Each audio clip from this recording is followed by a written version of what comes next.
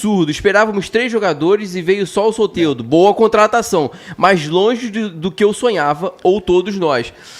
As necessidades que a gente tem no elenco, né? Talvez a gente deixasse um pouco esses atacantes de lado, realmente, né? De lado. Olha, mas então, eu acho, Caio, Sérgio e Ivo, que o Fluminense, as contratações que o Fluminense deve fazer nessa janela agora, talvez sejam mais pro brasileiro, sul-americano. O que você acha, Sérgio? Sim.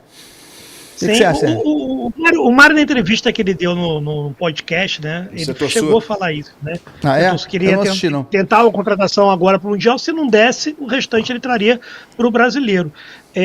Cara, eu acho assim que a torcida tá um pouco assim, e aí tem um pouco da culpa do Mário entre expectativa e realidade. Cara, para mim ele errou muito em ter vazado. Assim, eu entendi o que ele quis fazer, de tentar vazar, que eu tô atrás do Neymar, tô atrás do Cristiano Ronaldo, só que você joga lá no alto a tua regra, é Neymar, é Cristiano Ronaldo, cara, gerou uma expectativa em cima do torcedor, que já tá carente, que vê o rival do lado contratando gente, enorme, cara, e eu acho que dá esse conflito de expectativa com a realidade. Eu acho até que o sorteio da aprovação foi muito alta, cara, perto de quanto a torcida tá ansiosa para receber uma grande estrela que, gente, infelizmente não vai vir. Deixa eu fazer uma pergunta pra vocês, pra você também, Sérgio, o que tu acha? Você acha que o Soteldo foi aquele contratação que, tipo...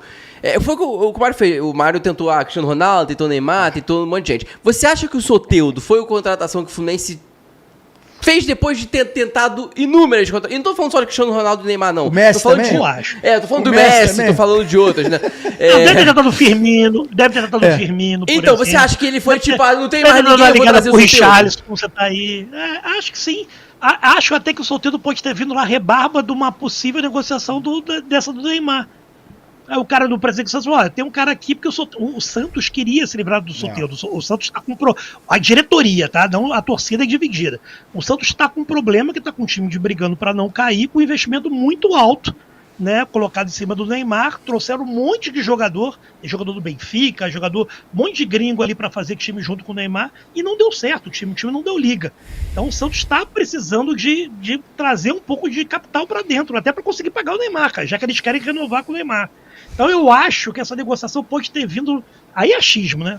Tá no terreno do achismo. Mas faz sentido. Na negociação do Neymar, cara, eu não tenho Neymar não, mas tem uma pequena solução para você. Pequena mesmo. Mas a gente não pode esquecer que essa foi ótima, Sérgio. Do Renato Gaúcho também, pediu. né? Sim. Eu acho o seguinte, Sérgio. Eu também entendi muito bem o que o nosso presidente quis, né? Ele quis jogar pra galera. A verdade é essa, né? Aquele marketing, né? Aquele palanque político, enfim, a gente sabe o que é. Eu acho super acertado. Uma coisa que eu não posso reclamar do Mário Bittencourt é que ele pensa o Fluminense grande. Isso eu concordo com ele. Tem que pensar assim, eu concordo plenamente com ele. Tá mirando o Cristiano Ronaldo, tá mirando o Neymar, tá mirando o Firmino, irmão, tá de parabéns. Agora, é o problema do jeito que ele fala. O jeito que ele fala, ele bota a régua lá em cima, bota a expectativa da torcida do Fluminense lá em cima, irmão. Isso é ruim pra ele. Você hoje no teu programa, no Vamos Tricolores, galera, segue o Vamos Tricolores do Sérgio Moretti. Você foi perfeito quando você lembrou do Pequeno Príncipe, porque ele gosta muito de falar isso. Ele falando de contratação. Ele usando contratação de... tentei a contratação do Neymar, tentei a contratação do Cristiano Ronaldo, o lado emocional, né? Porque as cores é a mesma de Portugal, que não é, né? A gente é grená, Portugal tá vermelho, mas enfim, deixa passar batido isso aí. Mas, porra, você bota a régua lá em cima, então cria uma expectativa absurda na torcida. Pô, o Fluminense vai contratar, vai vir bons nomes. Veio o Soteldo, como você falou, eu gostei do nome do Soteldo, mas foi surpreendente ver a quantidade da torcida do Fluminense que aprovou a contratação dele, cara.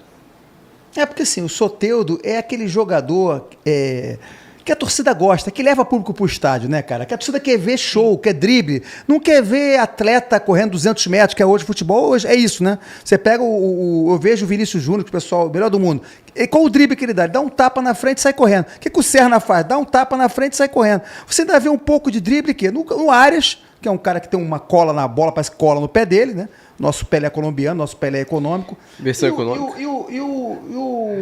O Soteldo, ele traz essa essa coisa, essa irreverência que tinha no futebol brasileiro, né? Que é o drible, que é a jogada insinuosa, que é aquela coisa de ficar em cima da bola. Eu acho do cacete isso. Eu adoro jogador assim, cara. Pô, né, Sérgio? Márcio, é mais Paulinho ou mais Tato, Soteldo? Mais Tato. Sem dúvida nenhuma. O Nossa Futebol Clube, né, FC, que tá falando Rivo, ele é um baita de um marqueteiro, né? Você sabe o que é isso? Sei, é política. Ele é politiqueiro pra caramba. Qualquer político, né? Qualquer político, política é isso. Eu acho que deu errado, cara. Eu acho que deu errado. Você é responsável pelo sentimento que você cativa. Essa frase do Pequeno Príncipe. Ele cativou todo mundo, ficou esperando. Mas, Sérgio, acredita quem quer, né? E jogou lá, pô. Mas, Sérgio, acredita que... Mas esse é o problema, Márcio. Muita gente acredita. Esse é o problema. Muita gente acredita. Carência. Você tá vendo o rival contratando, tá todo mundo carente. O torcedor tricolor tá carente. Cara, eu falo pra eles aqui, eu tô... Perdão a palavra, eu tô cagando pro que o bairro tá contratando, pro Flamengo. Tô me lixando, não é preocupação Fluminense. Não é bem assim. Isso aqui é uma discordância que eu tenho com o Márcio. Eu tô um pouco me lixando, eu sou Fluminense, aí a pessoa fica botando lá. Parece até que torce o Botafogo, tem hora lá de tanto. Aí o Botafogo contra isso, aí o Botafogo. Pô, dane-se o Botafogo, rapidinho, cara. O CCR celulares, né? Tá falando time aqui. Morto, rapaz. CCR. Você é vendido pra existir. Gente, calma aí. Eu vou debater isso contigo aqui, mas só ler o comentário aqui. O CCR celulares está falando, Mário Bittencourt não dá ponto sem nó.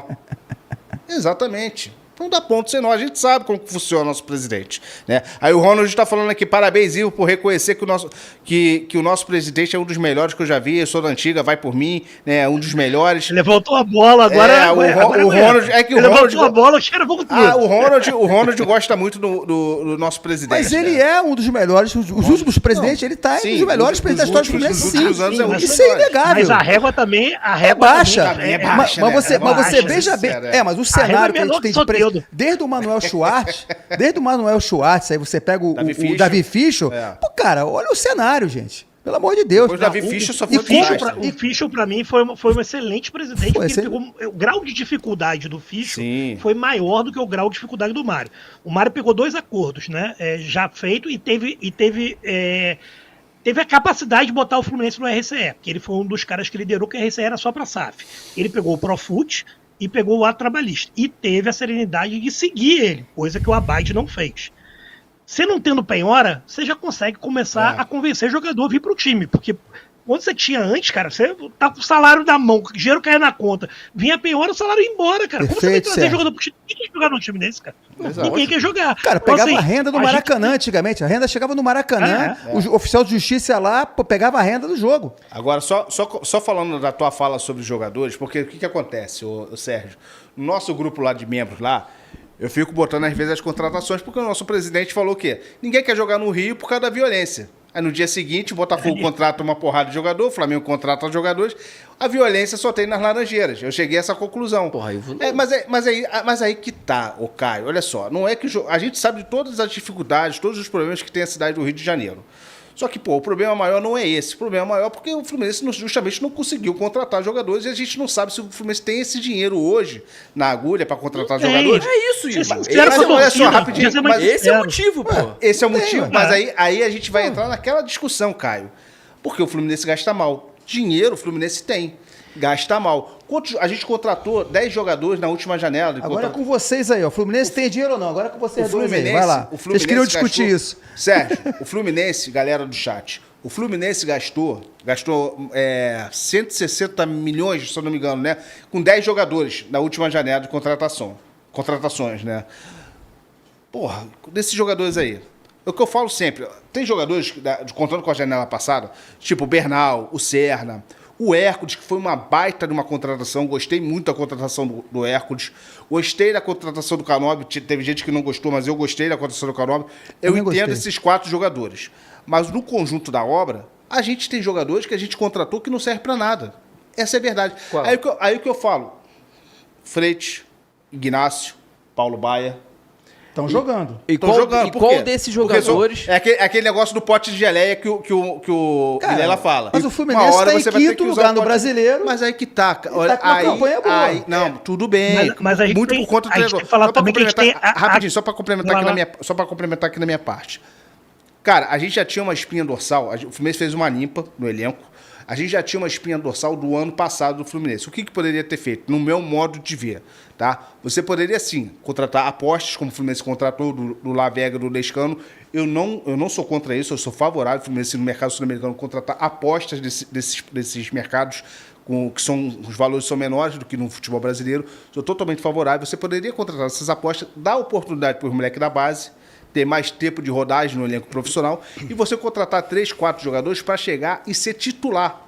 O Fluminense não foi com bala na agulha para contratar nenhum jogador titular, para ser titular absoluto do Fluminense. A gente não tem. As contratações que chegam, que o Elias hoje não está aqui no programa, né, mas uma coisa que o Elias fala muito bem, que eu concordo com o Elias, parece que o Fluminense contrata para ser jogador de banco, para ser jogador reserva. Essa é a sensação e realmente eu concordo com o Elias disso. A gente gasta muito dinheiro e gasta mal. Esse para mim, é o maior problema do Fluminense hoje. Caio. Não, Sérgio queria falar primeiro, depois eu falo. Sérgio, pode falar. Não, eu acho só que a gente, de vez em quando, a gente bota o Fluminense como se tivesse um time barato, e a gente não tem. Na verdade, o Fluminense hoje é o quinto que mais gastou em transferência e o sexta folha de salário. Então o Fluminense não tem um time barato. É a quinta. Não, é quinto que um é quinto e outro é sexta. Folha é um e outro e o que gastou é outro. Um é quinto e outro é sexta. Ô Sérgio, o Fluminense, um ataque de 100 milhões. O Fluminense é o time sem ser SAF. É o time sem ser SAF, né? Que é o segundo time sem ser SAF, né? Em números. E gastou mais na janela de transferência. Daí a gente já vê. Dinheiro tem, é mal gasto. Esse é o problema, cara. É mal gasto. Na verdade, assim, eu acho que o Fluminense ele não tem muita margem para o erro como outras equipes. Isso, né? exatamente. Outra equipe tem mais margem para o erro, a gente tem um dinheiro meio contado, a gente está pagando endividamento, 6 milhões por mês que a gente paga só de dívida, né? Isso seria o quê? Juro. Salário de 2, 3 grandes jogadores, reforçando o time do Fluminense. Seria diferente, né? 3 grandes jogadores. E a gente se permite muito o erro. Eu acho que falta pouco critério de scout, pouco critério técnico para compra de jogador. Né? É mais do critério da emoção, trazer o cara ali. O próprio Soteldo, vamos ser sinceros, para mim é uma compra certa, vai dar certo, acredito muito. Mas não é uma compra de scout. É uma compra do pedido do Renato Gaúcho, que já trabalhou com ele e sabe quanto ele pode render na mão dele. Fluminense é isso, o Fluminense pouquíssimas compras de scout, porque você vê assim, talvez a compra de scout que ainda não deu certo do jeito que deveria, pode ter sido o Hércules, né, que nem é, na verdade é um relacionamento que o Mário tem bom com o presidente do Fortaleza, que é ótimo, conseguiu trazer o Hércules com isso, mas eu acho que falta isso, falta critério. O Botafogo mesmo, que a gente falou, gastou milhões, pegou aquele Igor Jesus na 2ª divisão do futebol coreano, cara, o cara tava na 2ª divisão do futebol coreano. Foi para a seleção brasileira e agora estão vendendo para fora. Isso é trabalho de scout, cara. A primeira coisa que o Texo fez foi contratar uma equipe inteira de scouts. E eu nem julgo assim, o Fluminense tem um trabalho de scout ruim. Eu não posso avaliar porque eu não sei se ele é utilizado. Né? Meu principal problema é eu não sei se o scout do Fluminense ele só valida os nomes já indicados ou se a gente tem critérios de scout da contratação. Eu não acredito que tem, entendeu? Eu não acredito que tem, infelizmente... É o que parece. É o que parece. Caio? Não, rapidinho. O nosso operador aqui é botafoguense. Ele tá falando que o Igor Jesus veio do futebol árabe. Da Arábia Saudita. Árabe, 2ª divisão. Mas era a 2ª divisão lá do futebol árabe. Era da 2ª, né? Mas era um desconhecido, né? Era sem destaque. Eu sei que era um jogador sem destaque. Ele não tinha destaque. Teve uma passagem no Curitiba, sem destaque. Estava no mundo árabe. Isso é trabalho de scout, sem não ter a dúvida disso. O Arias foi o trabalho de scout. Não, o Arias jogou contra a gente. Jogou contra a gente. E por que o Palmeiras, o Botafogo, o Flamengo, não sei quem levaram ele? O Fluminense contrata jogadores que jogam contra ele e se destacam. Eu concordo com você que a maioria dos jogadores que vem pro Fluminense é porque o Fluminense enfrentou o cara realmente. Agora, se você for para analisar todas essas contratações que você falou, a grande minoria você falou que foi dinheiro jogado fora. A minoria. Que foi o Ignacio, o Freitas e... Qual foi o outro que você falou? Paulo Baia. O Paulo Baia é que a gente não gastou nem dinheiro pra trazer esse cara. Então eu nem vou contar... Mas quando você gasta salário, você gasta... dinheiro 100 mil reais pra pagar o salário do... Nem isso, ele ganha cerca de 50 mil. Pô, o cara pega ônibus pra ir pra treinar, 50 mil pra mim faz muita diferença. Se pra você não faz... Pra realidade de jogador de futebol... Pra mim... A referência tem que ser outro jogador. Pode ser R$1, é dinheiro gasto. Pode ser R$1, é dinheiro gasto. Não, o Ivo não é assim. O Vitor Hugo, que é contratação que a gente não sabe. E pagou quanto pra ele? Aí o Mamãe Falei, Gabriel Pires, Douglas Costa. Tem uma porrada de contratação, gente. Mas olha só. Mas isso aí veio muito na conta do Diniz, tá? Essa galera velha veio muito na conta do Diniz. Mas não é só na conta do Diniz. Falando é jogar dinheiro aí, mas olha só, aí só não é culpa do Diniz. O Diniz tem muita culpa. Mas a culpa também é da diretoria. A janela inteira foi fora. Foi 2024 fora. Ninguém de 2024 ficou. Nenhum jogador. Agora, 2025, eu concordo. A gente mudou a política de contratação e está apostando, jogando mais em apostas. Então, a maioria que não deu certo ainda são jogadores de médio e longo prazo. Né? A gente mudou um pouco a política. Sérgio, a gente veio com uma estratégia até início de 2024. Até início de 2024, a nossa estratégia era: vou contratar ex-jogadores, quase, né? Ex-jogadores, ex-craques em atividade. Porque pode ser que em algum momento o Diniz possa, de certa forma, ressuscitar o cara. Ele volte a jogar o que ele joga. Esse era o pensamento do Fluminense até o início de 2024. Não deu certo, a gente viu o problema que deu. No meados de 2024, não, vamos mudar o perfil. Agora nós vamos pegar jogador sul-americano mais novo, que pode ser retorno financeiro, pode ter retorno dentro de campo. Vamos arriscar nisso agora, beleza. Aí veio o Serna, veio Facundo Bernal, sei lá, veio quem mais aí, vai falando aí os nomes de jogadores, mas sul-americanos. Beleza. E agora a gente começou o ano de 2025 com contratações que a grande maioria delas, a gente concordou com a maioria delas. Se a gente for para Hércules, vamos lá, Canóbio, o Ignacio e o Freitas até então, é aquele que... o Ignacio me enganou no começo. O Ignacio a gente gostou da contratação do Ignacio. O próprio René, que a gente criticou muito, tá rendendo. O René tá rendendo. Então, assim, falar que a gente também... É o que eu falei do Soteldo no início. Depois que chegou e não deu certo, é muito fácil a gente chegar e falar que jogou o dinheiro no lixo.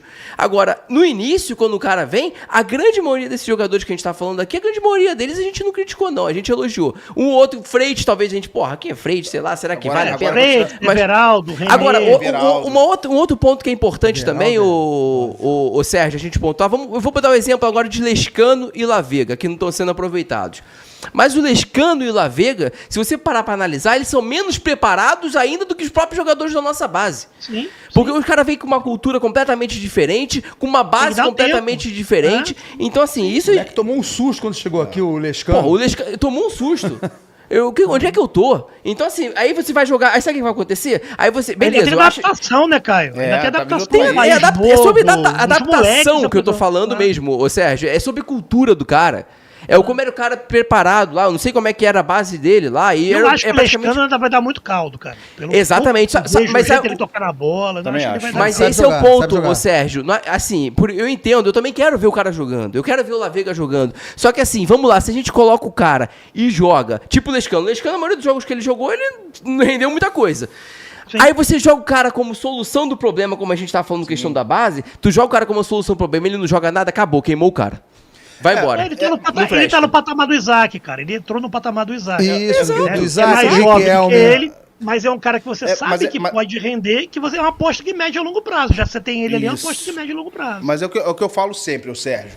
A gente pede muita calma para os jogadores da base do Fluminense. Mas a gente também tem que entender o seguinte: esses garotos que estão vindo do futebol sul-americano são novos também, que nem os jogadores da base. A gente também tem que pedir calma para eles, e até mais calma ainda, porque é um outro futebol com a qualidade muito inferior do que o futebol brasileiro. Por exemplo, o futebol uruguaio é semi-bagre, né? O Paraguai é pior ainda.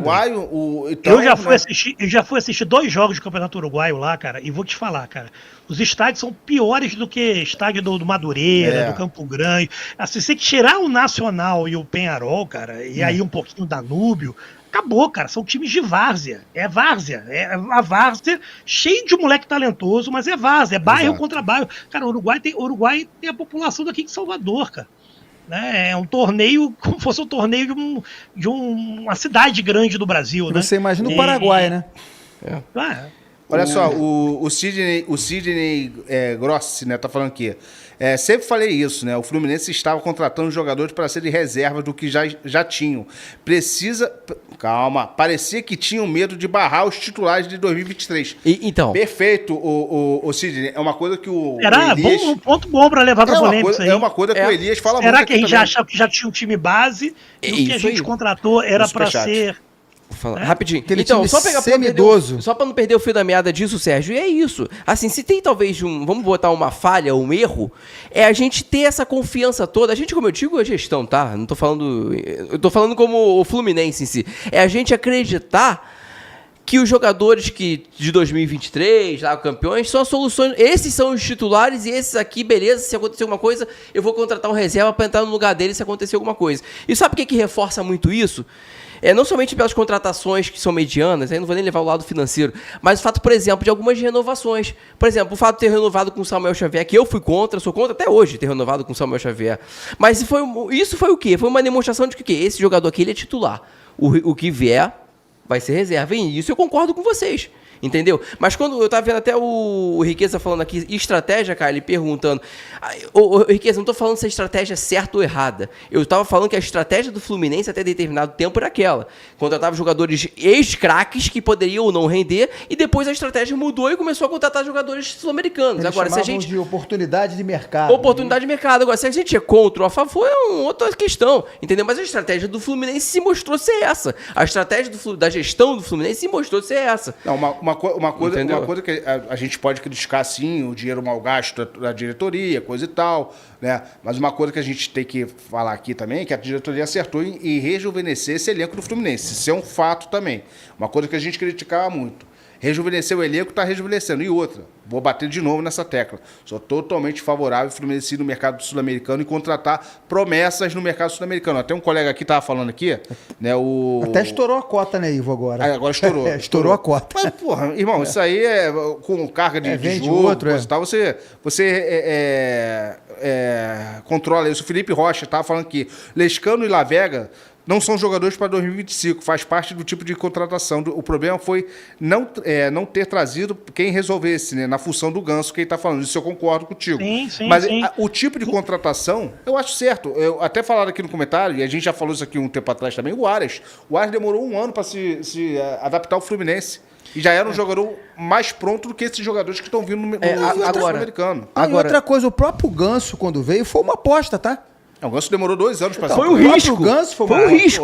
Foi um risco. O Ganso foi um risco. Tá aí, cheio de lesão, cheio de histórico de lesão. Realmente, agora, era uma aposta. O Ganso começou a jogar no Fluminense depois de 2 anos, 2, 3 anos. Agora, o Ivo, você falou com relação a apostar. Você é a favor de apostar nos jogadores sul-americanos, promessas. Só que assim, é um risco também, sim, tá? É um risco também. E talvez, aí eu paro pra pensar, não tô falando que eu sou contra, não. Tá? Eu também gosto, de jogadores sul-americanos, eu acho que eles podem vingar sim. O Aras é um bom exemplo. Eu gosto, por exemplo, do Facundo Bernal. Mas assim, a gente tem que levar em consideração o seguinte. Até reforçando o que você falou do início de contratar, investir alto em jogadores, em 2 ou 3 jogadores. Se você tá pra investir em jogador sul-americano da base, porra, dependendo da situação, aí pensando no que você falou, então eu não trago o jogador da base de lá e invisto no meu jogador aqui da minha base. Porque vai sobrar mais dinheiro para eu contratar outro jogador que seja como você falou, no perfil que você falou. Não, mas o mercado sul-americano é mais barato. Conta, mais barato. É mais barato, mas você já investiu no jogador da sua base, mas você por que te garante que o Lavega vai render mais que o Riquelme? É porque assim, o que acontece, cara? Por exemplo, às vezes o empresário aqui do moleque da base já tá fazendo a cabeça do moleque de uma tal maneira que é mais fácil você ir lá e buscar um moleque desse cru com a cabeça. E que pra ele jogar no Fluminense é o máximo. Exato. Ele não tá, esse garoto que vem do Uruguai, do Paraguai, não tá pensando em jogar na Europa. Ele quer jogar no grande centro, Argentina, Brasil, principalmente no Brasil. Ele até pensa em jogar na Europa, mas o futebol brasileiro é vitrine da E você veja bem o Aras. Você acha que o Aras é um exemplo, um monte de jogador sul-americano aí. Deixa eu só ler um comentário aqui, para aquela moral aqui. O Ronald Oliveira mandou uma mensagem aqui, cara. Acabei de perder a mensagem dele aqui, peraí. É que ele tá dando aqui, tá elogiando a gente aqui, falou que é o melhor podcast de Fluminense. Esse canal tinha que ter 100 mil inscritos. Concordo com você. Valeu, irmão, um abraço. Concordo com você. Olá, galera. Quem fala aqui é o Cícero Melo, repórter da ESPN e dos canais Disney. Estou passando aqui para fazer um convite. Assistam aí o podcast Resenha. Eu participei, adorei o papo, adorei a conversa e você vai curtir aí 2, 3 vezes por semana o Resenha. Tamo juntos, galera. Grande abraço.